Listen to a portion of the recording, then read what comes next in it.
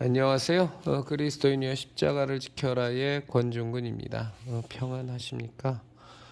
예수님의 참된 평안이 여러분과 여러분의 가족분들과 함께 또 저와 저희 가족과 함께 하기를 진심으로 바랍니다. 함께 나눌 말씀은 히브리서 5장 12절입니다. 때가 오래되었으므로 너희가 마땅히 선생이 되었을 터인데 너희가 다시 하나님의 말씀의 초보에 대하여 누구에게서 가르침을 받아야 할 처지이니 단단한 음식은 못 먹고 젖이나 먹어야 할 자가 되었도다.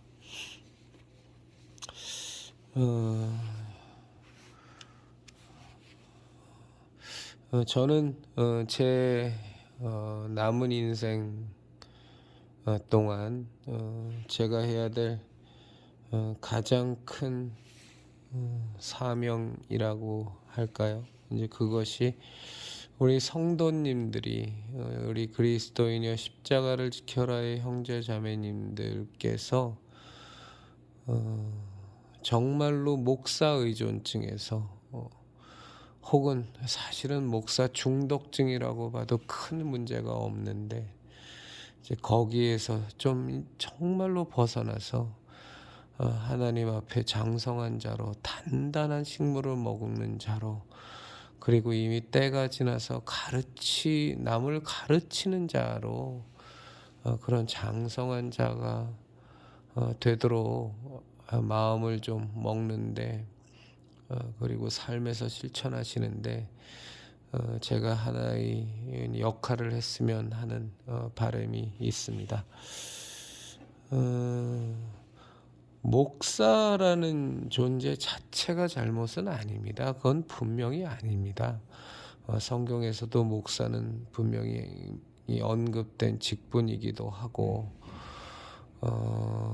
하나의 교회 공동체를 이루는데 오랜 세월 동안 마틴 루터의 종교개혁 이후로 소위 말해서 개신교라는 것이 탄생이 됐고 그리고 오랜 세월 동안 무지몽매했던 교인들을 에게 하나님을 알려주고 하나님을 깨닫게 해주고 신앙이 무엇인지를 가르쳐주는 그런 역할을 목사라는 직분을 가진 사람들이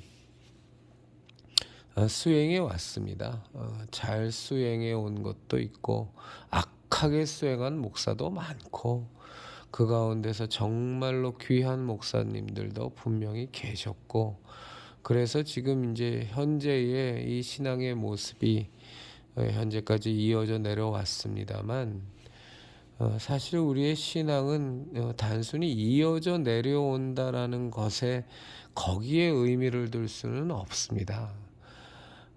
단순히 이어져만 내려오는 개신교 신앙의 우리 예수교 신앙의 무늬만 띈 채 그 형식만 가진 채 이어져 내려왔다. 그것 자체가 의미가 있다라고 생각하는 것에는 저는 조금도 동의할 수가 없습니다.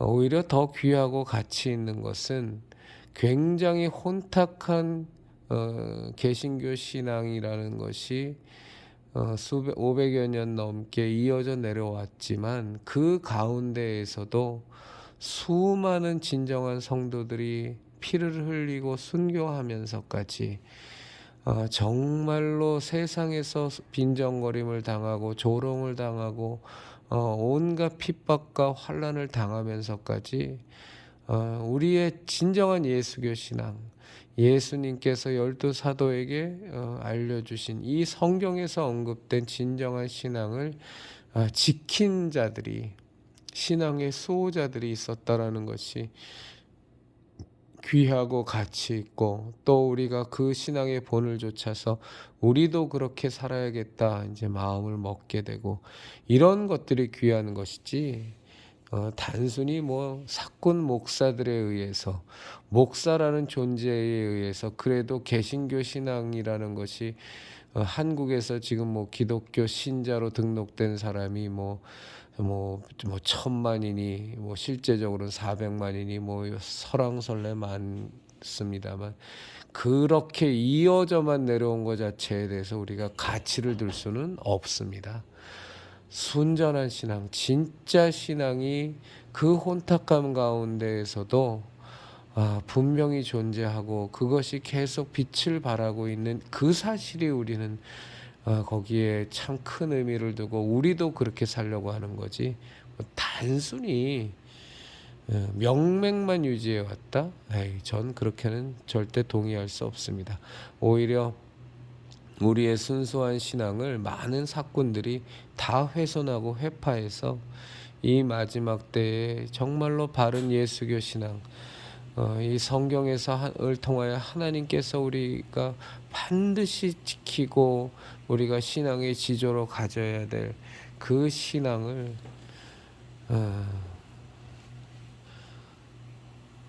혼탁하게 만든 무수한 사건들이 사실은 있었고 있고 앞으로도 있을 겁니다. 저는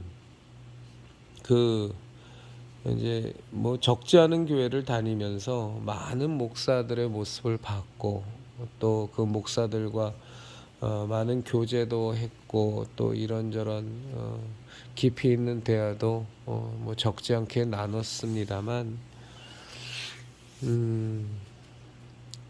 뭐 싸잡아서 무엇을 얘기한다기보다 참 많은 목사들과 이렇게 가진 시간들을 통해서 저에게는 그들의 목사직이라는 것에 대한 사명감, 대부분 보면 목사들이 그런 얘기 하거든요. 자기는 정말로 원하지 않았는데 하나님께서 강력하게 인도하시고 뭐 이런저런 사고도 나고 더 이상 도망갈 수 없게 하나님께서 몰고 가셔서 순종하는 마음으로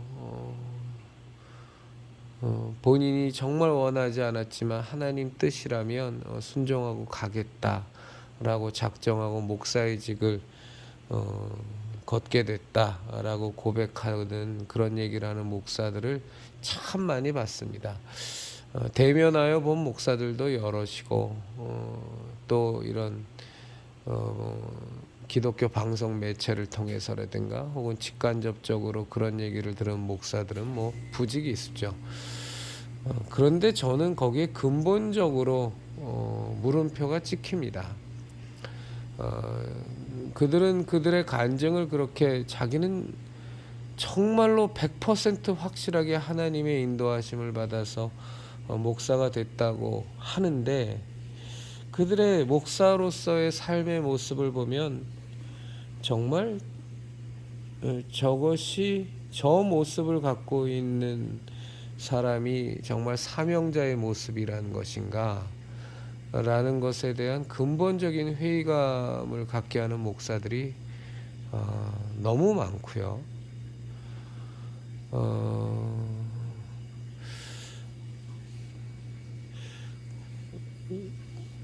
오히려 그들의 그 말 속에서 자기가 지금 성도들이 바라보기에 뭐 하나님이 어떻게 보시느냐에 대해서는 뭐 제가 언급하지 않겠습니다. 전혀 성경적으로도 위배가 되고 성도들이 바라보기에도 전혀 본이 되지 못하는 목회자의 모습은 고사하고 사꾼이라고 부르는 것조차도 과한 그런 모습으로 그 목회의를 수행을 하는데 그것에 대한 핑곗거리로 나는 정말로 원치 않았는데도 불구하고 하나님께서 나를 이 길로 인도하셨기 때문에 나는 확실하게 목사의 사명을 받은 자고 소명을 받은 자고 그것이 너무나 확실하니까 내가 지금 살아가는 신앙의 모습이 삶의 모습이 어떠할지라도 당신들은 나를 하나님의 부름을 받은 소명자로 목사로 부름을 받은 소명자로 인정해야만 해 라고 강권하는 것 같은 그런 무언의 압력을 가하는 것 같다는 느낌을 저는 많이 받습니다.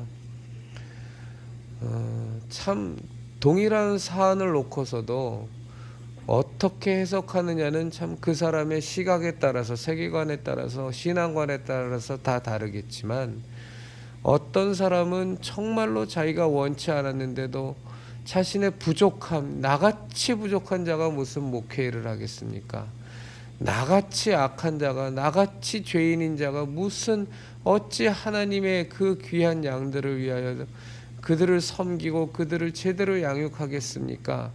하면서 요리조리 어떻게든 정말 그것이 그 길이 너무나 부담스럽고 힘든 길이라 자기가 감당할 수 없는 길이어서 그래서 어떻게 하든 그 길을 걷지 않으려고 이런 방법, 요런 방법, 저런 방법으로 어떻게든 회피하다가 하나님의 강력한 강권하심 속에서 목사가 된 사람들은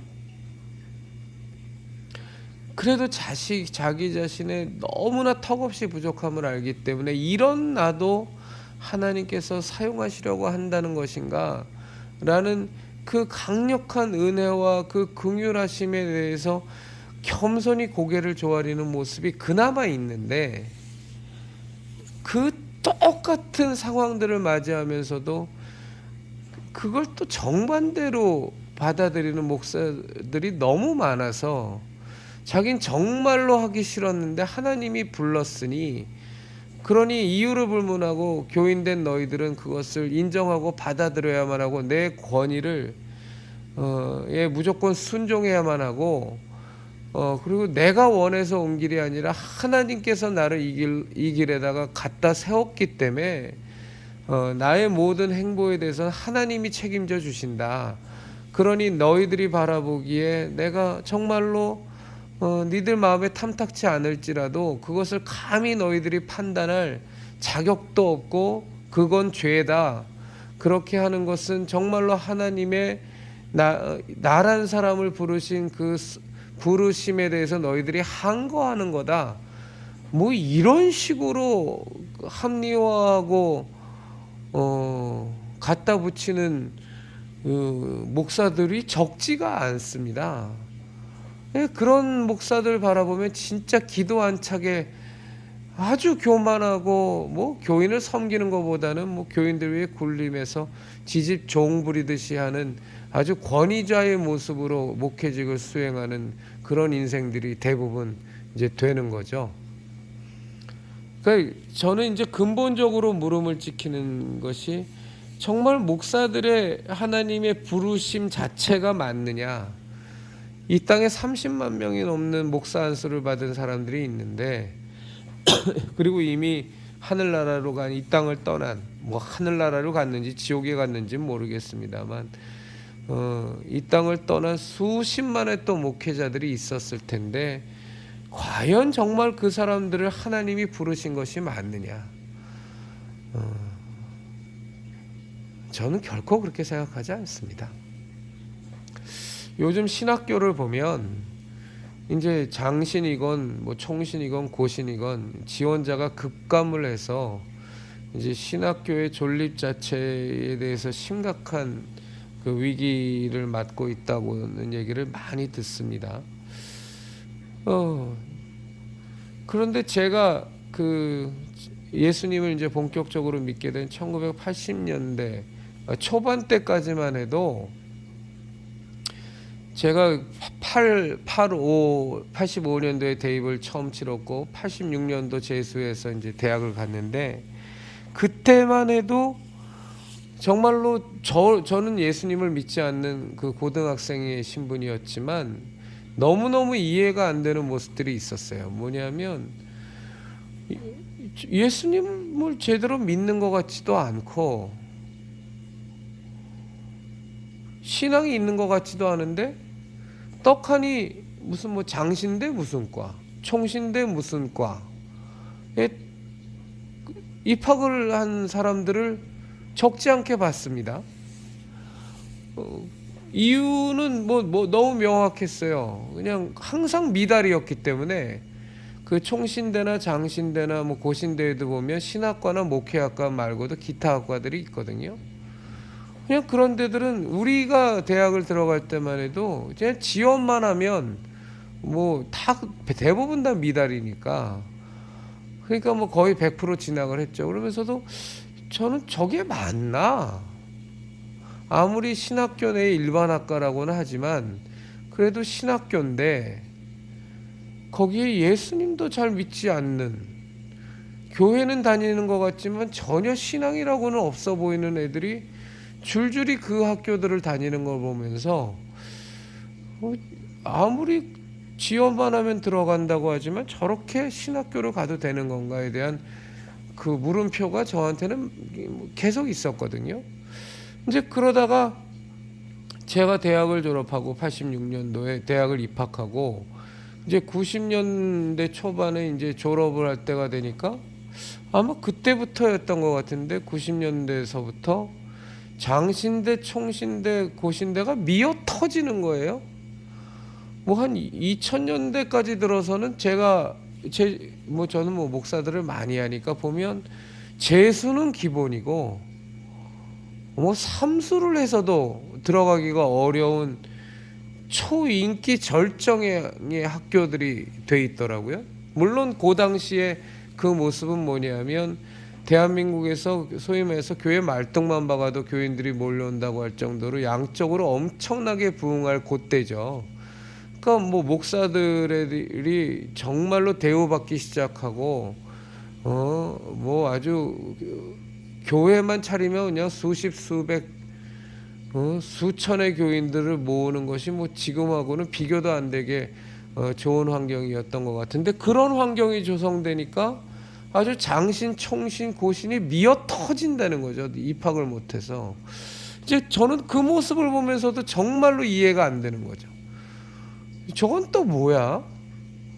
내가 대학을 들어가려고 할 때는 그냥 미달났던 학교들인데 이제는 재수는 기본이고 삼수, 사수를 해서 일반 대학교를 다니면서까지도 때려치고 저 신학교에 그 어렵게 입학하는 걸 보면서, 그럼 저 사람 저렇게 사명자가 갑자기 또 늘어난 거야? 그때는 또 제가 이제 신앙을 갖고 있었던 때니까, 아니 무슨 놈의 사명자가 목사들이 대우받고 처우 좋아지고 교회 교인들 막 구름대처럼 몰려들고 이런 상황이 되니까 뭔 놈의 사명자가 저렇게 많이 늘어? 저게 정말 주의 양들을, 하나님의 양들을 치기 위해서 온 몸을 다 바쳐, 온 인생을 다 바쳐 헌신하겠다는 그 어려운 성직, 그때만 해도 저는 성직자라고 불렀으니까요. 성직자의 길을 가겠다고 하는 사람들이 저렇게 미어 터져? 저 사람들이 진짜 사명이라는 걸 받긴 받은 사람들이야? 아니 어떻게 그렇게 텅텅 비던 신학교가 이렇게 미어 터져? 갑자기 사명자가 수십 배, 수백 배 늘었다는 얘기야? 저는 정말로 받아들여지지가 않더라고요. 그러더니 이제 2010년 넘어가고 교회 교인 수가 급감하기 시작하고 뭐 예전에 뭐 출석 교인 1000만 교인을 따지던 뭐 자랑한다는 표현도 참남한 표현입니다만, 자랑하던 한국 교회가 이제는 뭐 출석 교인이 400만도 안 되는 상황 속에서 그냥 뭐 소위 뭐 목회자 하나, 제가 알던 목회자 하나는 저한테 굉장히 혼났어요. 그 목사들끼리, 그 젊은 목회자인데 목사들끼리 자기네들끼리 얘기하는 게 요즘 세대를 개척 필패의 시대라 그런다고, 그래서 그게 언제적 얘기냐면 한 6, 7년 전 얘기입니다만, 그래서 그 목사 저한테 되게 많이 혼났거든요. 그 개척 필패의 시대라는 게 뭘 의미하는지 난 너무너무 그 의미를 잘 알지만 무슨 목사 당신도 정말로 그렇게 생각하냐고 그랬더니 이제 대답을 안 하더라고요. 그래서 그 목사한테 제가 다그쳐 물었죠. 당신의 인생을 통해서 도대체 몇 명의 영혼을 하나님 앞에서 예수님의 제자로 양육하고 하나님의 온전한 자녀로 거듭나게 하면 목회 성공이요? 물었더니 대답을 안 해요. 100명을 해야 성공이요, 1000명을 해야 성공이요, 10,000명을 해야 성공이요. 정말 현실적으로는 어려움이 있겠지만 우리들의 인생을 통해서 단 한 명의 영혼이라도 정말로 하나님의 자녀로 거듭나게 하고 정말로 예수님의 제자로 양육할 수 있다면 그것은 100% 성공한 목회고 100% 성공한 성도의 삶이지, 어떻게 교인 끌어모으는 것이 어렵다고 목회의 위기니 개척 필패의 시기니 이따위 발언을 하냐고 제가 막 성질을 냈던 기억이 나요. 근데 이제 그런 얘기들이 이제 일반화되는 시점이 되니까 요즘 또 고신대에 장신의 총신에 또 지원자가 또 급감해서 또 난립니다. 그 많던 사명자들이 또 다 없어졌어요. 아니면 그냥 하나님께서 강력하게 소명과 사명을 주셨음에도 불구하고 불순종하는 인생들만 그냥 줄줄이로 늘어난 건지, 아니면 하나님께서 부르신 사명 자체가 이제는 없는 건지, 저는 뭐 그것에 대해서는 말할 수 없지만 정말로 물음표는 찍힌다는 거죠. 이 땅의 목사들이 정말로 그들이 말하는 것처럼 사명을 받아 목사가 됐다고 하는데 그 사명이 진정한 하나님의 부르심이었는지, 그리고 그 하나님의 부르심에 당신이 그 부르심을 받는 그 자세는 정말로 올바랐던 건지, 그 부르심이 왜 이렇게 교회에, 그러니까 소위 말해서 잘 나갈 때는 그 부르심이 왜 이렇게 많다가 이제 교회의 교인 수가 줄고 교회가 여러 가지로 재정적으로도 어렵고 부도도 많이 나고 이런 어려운 지경이 되니까 그 부르심은 또 왜 이렇게 또 급감하는 건지, 근본적으로 목사로 부름을 받았다는 사람들에 대해서 저는 이 시간을 통해서 분명히 질문을 던집니다. 정말로 부르심을 받았습니까? 아니면 부르심을 받았다고 믿고 싶은 겁니까? 솔직하게 가슴에 손을 얹고 하나님 앞에서 스스로를 한번 비춰보십시오. 이제라도 그것이 거짓이었다면 지금이라도 목회를 그만두십시오. 세상 천지에 하나님을 속이고 스스로를 속이는 것처럼 그런 미련하고 그런 바보 같은 사람이 어디 있겠습니까? 세상 사람들은 속일 수 있을지 몰라도 본인 자신도 속일 수 없고 무엇보다도 하나님을 속일 수는 없는 거 아닙니까? 언제까지 사명을 받지도 않았으면서 사명자인 척 살아갈 것이며, 혹은 사명을 받았다면 정말로 그 사명에 임하는 당신의 자세가 아까 말씀드린 것처럼 굉장히 잘못되게 왜곡되어 있지 않은지에 대해서도 한번 생각을 해보시길 바랍니다. 소위 말해서 혹시 목사라는 사람이 제 지금 하는 이 영상을 접한다면 정말로 진지하게 당신들에게 묻습니다. 그리고 지금 급감하는 목회자 후보생들이 급감하는 사태를 보면서 또 묻습니다. 자, 급감한다고 해서 지금 신학교들을 가는데 정말 사명을 받고서 가는 겁니까? 아니면 입학하기 쉬워서 가는 겁니까? 사명을 받은 자처럼 위장하고 싶은 겁니까? 아니면 진짜 받은 겁니까? 아니면 그냥 목회자가 하고 싶은 겁니까? 저는 차라리 그것이 더 솔직하다고 생각해요. 나는 정말 목사가 하고 싶어. 평생 예수님만 전하고 말씀만 설교하고 교인들만 양육하고, 내가 뭐 그렇게 어렵고 힘든 정말로 교인들을 위해서 온몸을 다 헌신하고 그렇게 살고 싶은 마음은 없지만 그래도 그냥 교인들 양육하면서 열심히 신학 공부해서 그들에게 성경 공부 가르쳐주고 목회하면서 그 목사로 사는 게 난 좋아. 난 이래서 정말로 오히려 신학교를 간다 그러면 정직함이라도 있는 것 같아요.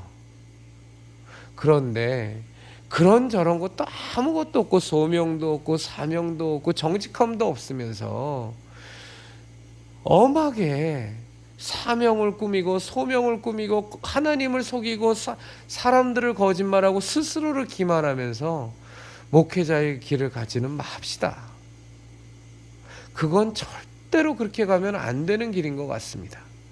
소경이 소경을 인도하면 정말로 양들이 다칩니다. 당신들 다치는 것도 문제지만 양들이 다치고, 그런 마음을 갖고서 목회자의 길을 걷는 사람이 제대로 목회를 할 리도 만무하고, 그런 사람이 목회를 하는데 그 교회를 다니는 양들은 무슨 죄가 있습니까?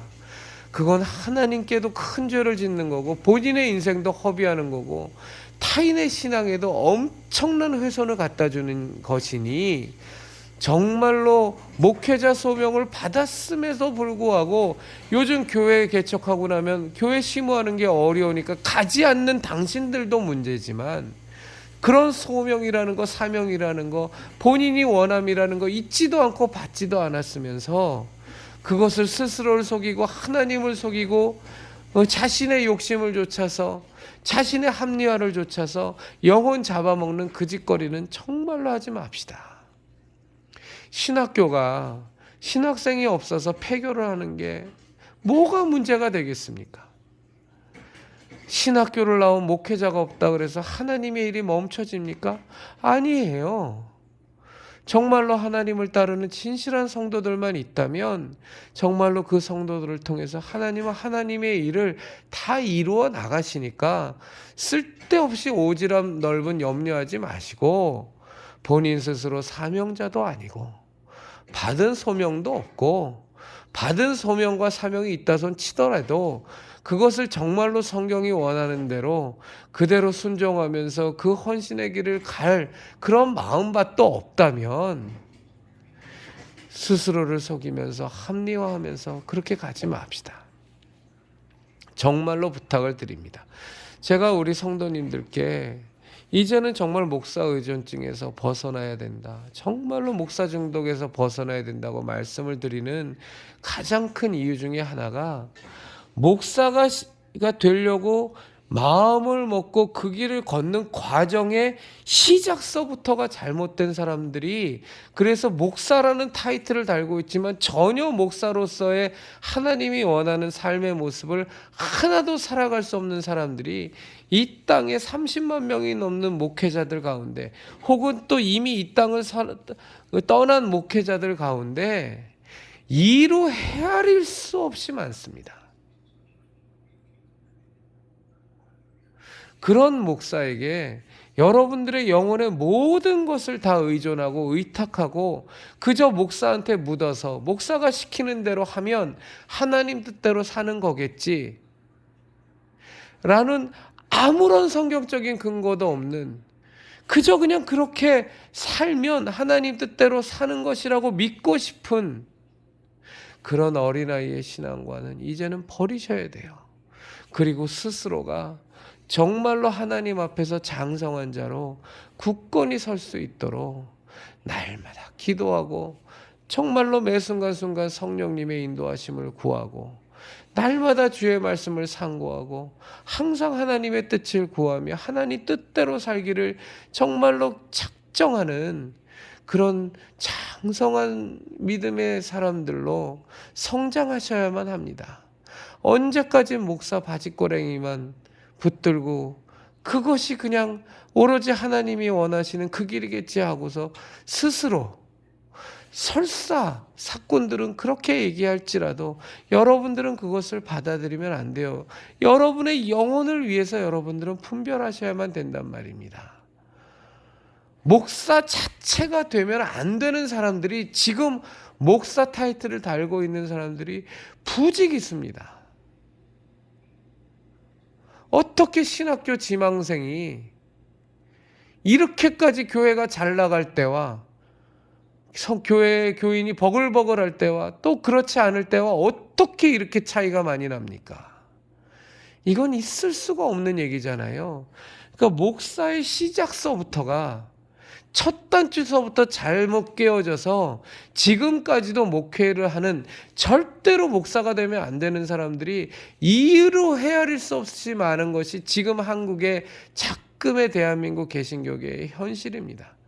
그런 목사들이 질비하게 늘어져 있는데 어떻게 목사 바지꼬랭이만 잡고 여러분들의 신앙, 여러분들의 영혼을 그 사람들에게 책임지라고 할 수가 있겠어요. 시키는 대로만 하면 하나님 잘 믿는 거겠지. 이건요 정말로 무당 쫓아다니면서 그 구판에 복채내 놓는 거랑 다를 게 하나도 없는 100%의 미신입니다.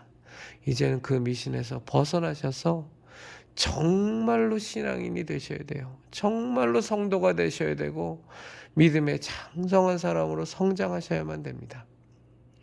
우리 그리스도인이여 십자가를 지켜라 형제자매님들, 우리가 정말로 예수님이 우리에게 말씀하셨잖아요. 그리스도의 장성한 분량까지 너희들 자라야 된다고. 왜 그러시겠어요? 가능하기 때문에 그런 겁니다.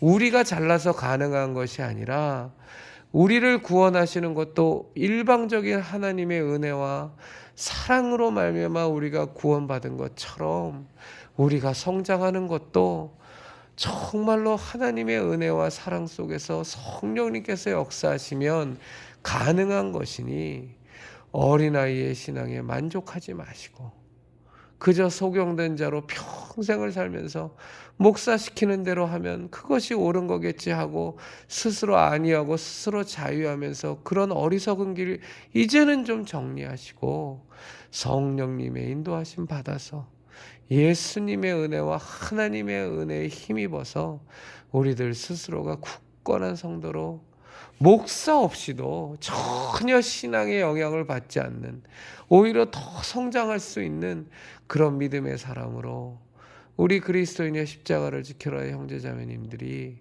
그렇게 장성하시기를 진심으로 부탁드립니다. 감사합니다.